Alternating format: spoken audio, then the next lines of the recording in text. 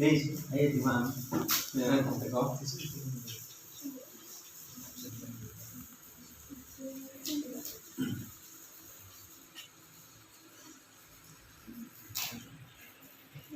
Aku pengen tanggal lagi ya, rada nyantai ya, rada serius.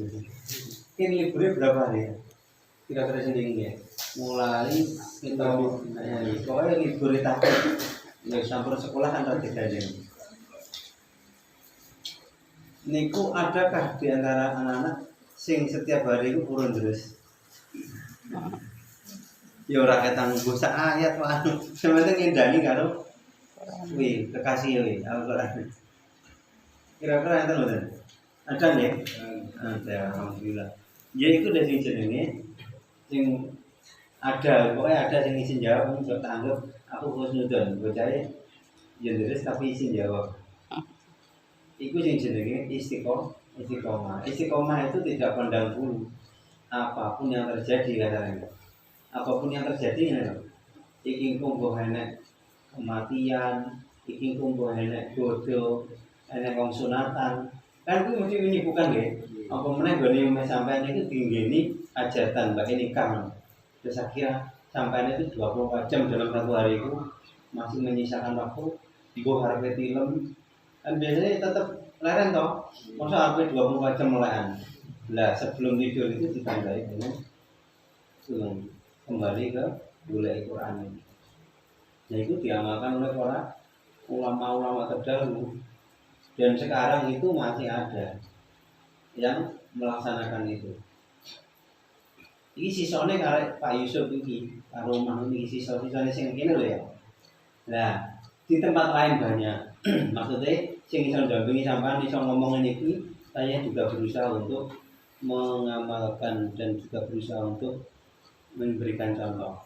Jadi kalau Al-Qur'an itu sebetulnya begitu dihafal, memang mudah sekali untuk dihafal.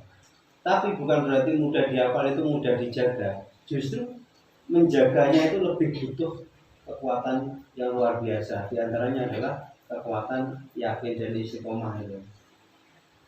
Istiqomah itu mesti harus ada setiap orang yang menghafal Quran.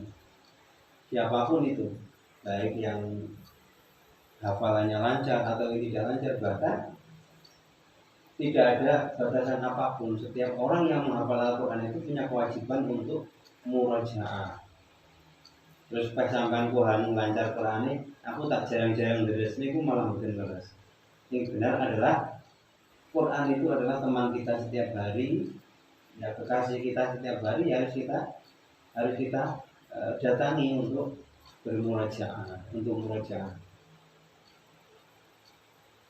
Itu kalau dari santri-santri Yayi Mukhlas itu yang punya wajiban dan mengamalkan wajiban itu dimanapun, kapanpun, dalam kondisi apapun.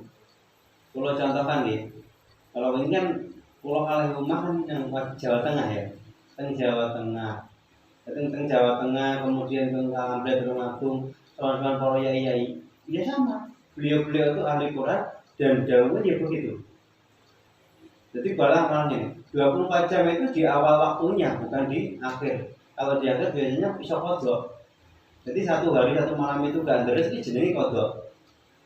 Itu kalau kodok sudah mulai kodok itu biasanya nanti akan ada rasa ketidaktanggungjawaban terhadap Al-Quran.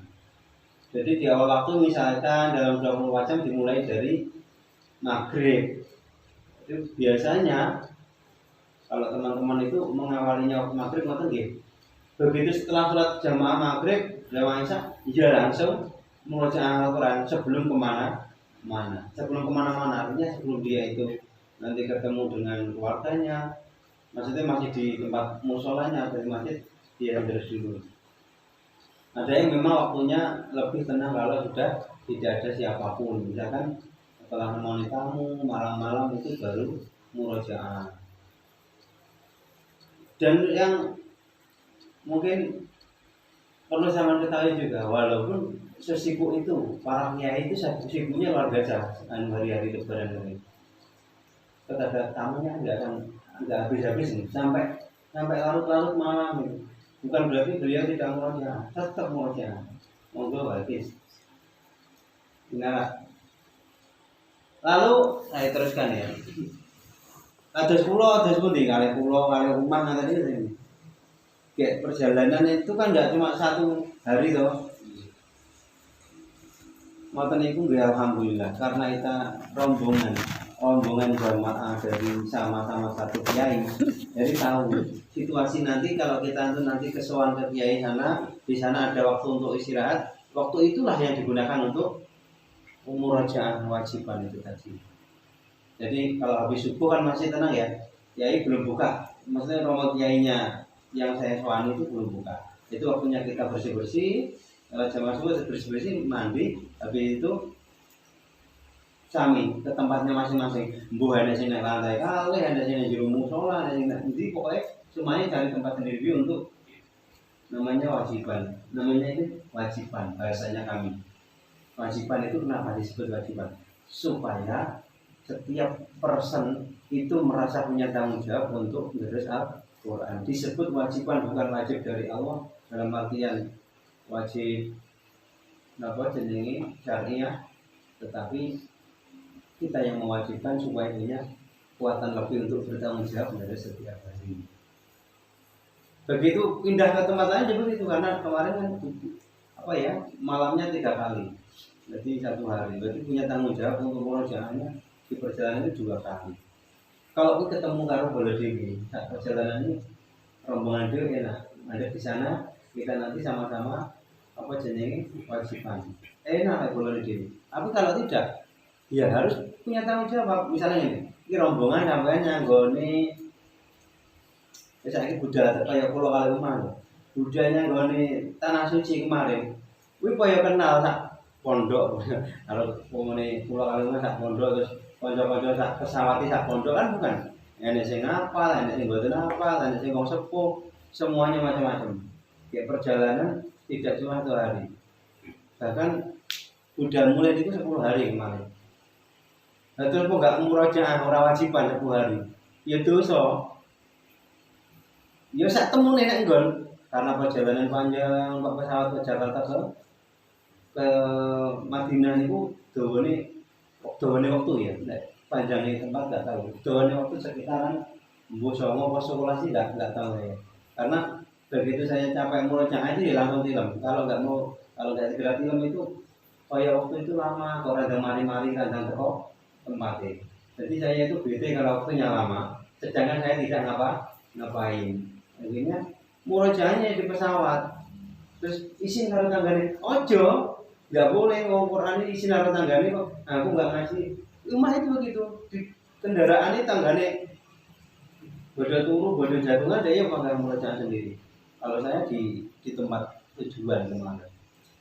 Monggo. Ini silakan duduk. Seperti itu loh. Sama dengan mungkinnya santri.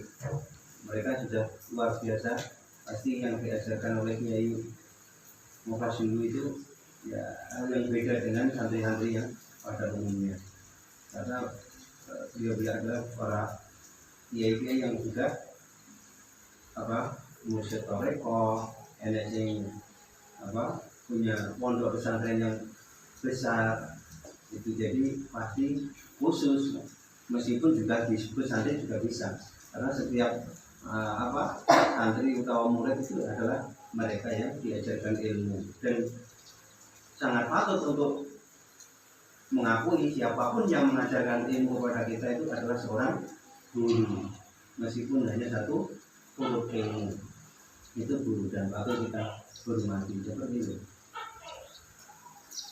Itu 1 hari 1 khataman itu katanya masih kurang waktunya, itu masih bisa digunakan untuk 15 juz berikutnya. Almarhum dia sudah itu 2 tahun yang lalu atau 1 tahun yang lalu itu masih ada kerabat sama Gus Bah ini.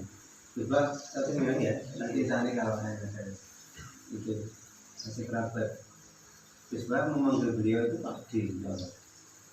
Saya ini tadi Pak Di ada Pak Di memanggil putranya itu Mas, berarti kan Mas itu berarti kan Abdi ya. Ya itu salah satu cerita ya yang mengisahkan dari para ulama-ulama, dan tidak lupa saya dan memotivasi awal dengan apa yang saya lakukan. Tugasnya ini aslinya sami, gitu. Tapi Quran itu kadang masuk yang Quran itu sudah wis kadung, berarti kalau kita itu nggak bisa mundur. Ngomong perang ojo mundur, nggak bisa mundur. Kalau orang sudah perang dia bisa bilang, kalau mundur berarti dia adalah pengecut itu. Nggak jadi bisa bilang.